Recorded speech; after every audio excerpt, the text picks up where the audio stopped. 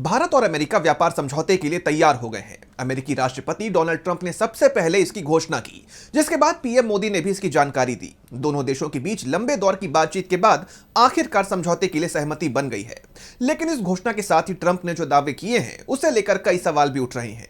तो क्या कुछ खास है इस ट्रेड डील में और क्यों इस पर उठ रहे हैं सवाल, आइए जानते हैं इस रिपोर्ट में। भारत और अमेरिका के रिश्ते पटरी पर लौटते नजर आ रहे हैं। दोनों देशों के बीच व्यापार समझौते की कोशिश तो लंबे वक्त से चल रही थी, लेकिन वो किसी नतीजे तक नहीं पहुंच रही थी। मगर अब दोनों देशों में ट्रेड डील पर सहमति बन गई है।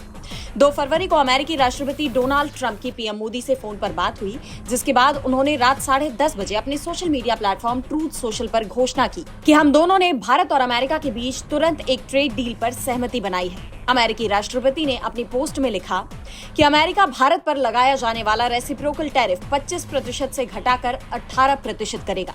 वहीं भारत भी अमेरिका के खिलाफ अपने टैरिफ और गैर टैरिफ बाधाओं को घटाकर शून्य करने की दिशा में आगे बढ़ेगा। पीएम मोदी ने बाय अमेरिकन को लेकर भी बड़ी प्रतिबद्धता जताई है।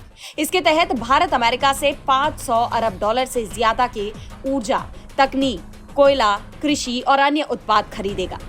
ट्रंप यही नहीं रुके, उन्होंने इसके अलावा भी कई ऐसे दावे किए हैं जिन्हें लेकर कई सवाल खड़े हो गए हैं। अमेरिकी राष्ट्रपति ने अपनी पोस्ट में आगे कहा कि पीएम मोदी ने रूस से तेल की खरीद बंद करने पर सहमति जताई।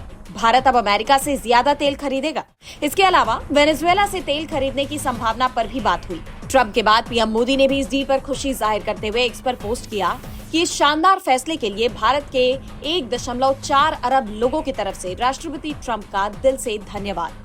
लेकिन पीएम मोदी ने रूसी तेल, कृषि उत्पाद जैसे मुद्दों पर कुछ भी नहीं कहा, जिसे लेकर व्यापार वार्ता उलझी हुई थी।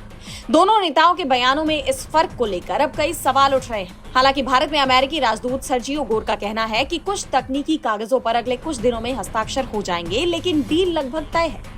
इस डील को लेकर भारत के सियासी गलियारों में भी हलचल बढ़ गई है। मोदी सरकार विपक्ष के निशाने पर आ गई है। कांग्रेस पार्टी ने तो यहाँ तक कहा है कि वॉशिंगटन में मोगैम्बो खुश हुआ, मोदी ने हार मानी, जिससे साफ है कि ये चैप्टर अभी यहीं खत्म नहीं होने वाला। अभी भी इसमें काफी कुछ बाकी है। डीबी लाइव की रिपोर्ट।